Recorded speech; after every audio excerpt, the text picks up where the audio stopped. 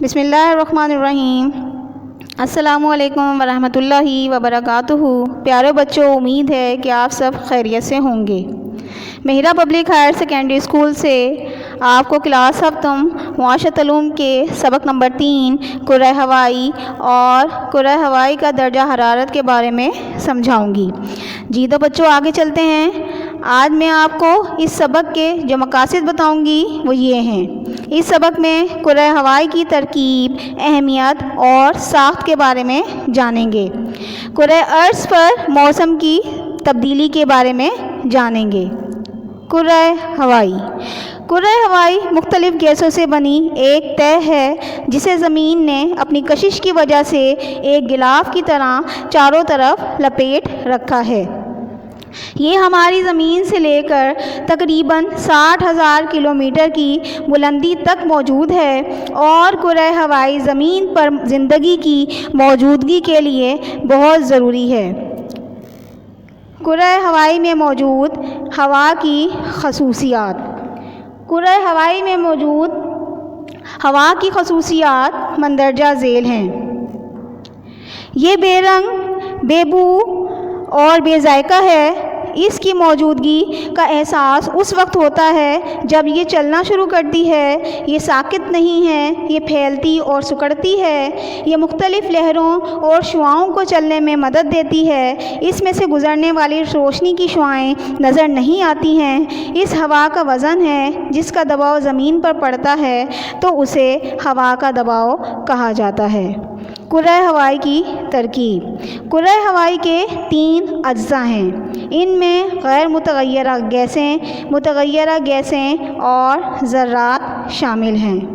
غیر متغیرہ گیسیں یہ وہ گیسیں ہیں جن کا تناسب ہوا میں کبھی تبدیل نہیں ہوتا۔ مثلاً نائٹروجن اور آکسیجن ہوا کے 99% حصے پر مشتمل ہیں۔ نائٹروجن ہوا کا تقریباً 78% اور آکسیجن 21% حصے پر مشتمل ہے۔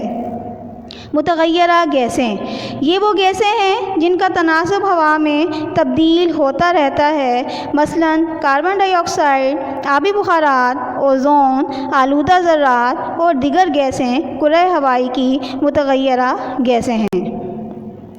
کاربن ڈائی آکسائڈ یہ گیس کرۂ ہوائی کی انتہائی اہم گیس ہے۔ کاربن ڈائی آکسائڈ کرۂ ہوائی کے کل حجم کا 0.03% حصہ ہے۔ آبی بخارات کرۂ ہوائی کی نچلی تہہ میں ہر طرف پھیلے ہوئے ہیں۔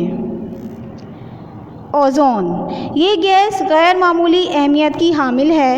اس گیس کے مالیکیول میں آکسیجن کے 3 ایٹم ہوتے ہیں۔ دیگر گیسیں بہت ساری دوسری متغیرہ گیسیں کرۂ ہوائی کا حصہ ہیں۔ ان میں ہائیڈروجن، آرگن، ہیلیم، سلفر ڈائی آکسائڈ، امونیا، میتھین اور کاربن مونو آکسائڈ جیسی گیسیں شامل ہیں۔ آلودہ ذرات کرۂ ہوائی میں موجود جو آلودہ ذرات ہیں ان میں مٹی کے ذرے، نمک کے ذرے، دھوئیں کے ذرے اور بیکٹیریا شامل ہیں۔ کرۂ ہوائی کی گیسوں کی اہمیت۔ نمبر 1 نائٹروجن یہ گیس پودوں کی نشو و نما کے لیے ضروری ہے۔ یہ آگ کو قابو کرنے میں مدد دیتی ہے اور نائٹروجن کی وجہ سے ہمیں ہوا کا دباؤ معلوم ہوتا ہے۔ نمبر 2 آکسیجن یہ گیس سانس لینے اور ایندھن جلانے کے لیے ضروری ہے۔ یہ ہماری خوراک کو توانائی میں تبدیل کرتی ہے۔ نمبر 3 کاربن ڈائی آکسائڈ یہ گیس پودوں کی خوراک بننے کے لیے بہت ضروری ہے۔ یہ گیس گرمی کو جذب کرتی ہے اور اس کی موجودگی کی وجہ سے زمین کا درجہ حرارت معتدل رہتا ہے، اس لیے یہ گیس زندگی کے لیے بہت ضروری ہے۔ اوزون یہ گیس خلا سے آنے والی خطرناک شعاؤں کو جذب کرتی ہے اور زمین پر پہنچنے نہیں دیتی۔ اس کی وجہ سے زمین پر زندگی کا وجود ممکن ہے۔ کرۂ ہوائی کی تہہ دار ساخت کرۂ ہوائی کی کئی تہیں ہیں جن کی بنیادی وجہ درجہ حرارت میں تبدیلی ہے۔ جیسے جیسے بلندی کی طرف جاتے ہیں تو درجہ حرارت اور دیگر خصوصیات پر گہرا اثر پڑتا ہے۔ کرۂ ہوائی کی پہلی تیزدار ساخت ہے ٹروپوسفیئر۔ ٹروپوسفیئر کرۂ ہوائی کی وہ تہ ہے جو زمین کے قریب موجود ہے۔ اس تہ میں سطح سمندر سے بلندی کے ساتھ درجہ حرارت کم ہوتا ہے۔ ہر 165 میٹر کی بلندی پر درجہ حرارت میں 0.1 ڈگری سینٹی گریڈ کی کمی آتی ہے اور اس کی بلندی 8 سے 18 کلومیٹر کے درمیان ہے۔ نمبر 2، اسٹریٹوسفیئر۔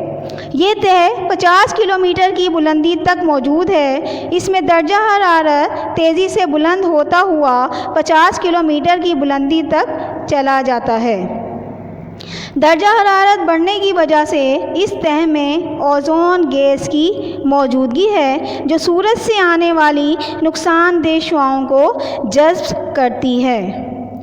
نمبر 3، میزوسفیئر۔ میزوسفیئر کی بلندی 80 کلومیٹر تک ہے۔ اس تہ میں درجہ حرارت بلندی کے ساتھ گرتا ہے اور 80 کلومیٹر کی بلندی تک -100 ڈگری تک گر جاتا ہے۔ Number 4، thermosphere. تھرموسفیئر کی تہ 80 سے 800 کلومیٹر کی بلندی تک موجود ہے۔ اس میں بلندی کے ساتھ ساتھ درجہ حرارت تیزی سے بڑھتا ہوا 900 ڈگری سینٹی گریڈ تک پہنچ جاتا ہے۔ یہ سطح زمین پر مواصلاتی نظام کو ممکن بناتی ہے۔ نمبر 5، ایگزوسفیئر۔ یہ کرۂ ہوائی کی سب سے اوپر والی اور آخری تہ ہے اور یہ تقریباً 60,000 کلومیٹر کی بلندی تک موجود ہے۔ اس تہ میں درجہ حرارت چونکہ بہت زیادہ ہے اس لیے گیسوں کے مالیکیول بہت تیزی سے حرکت کرتے ہیں۔ موسم اور آب و ہوا۔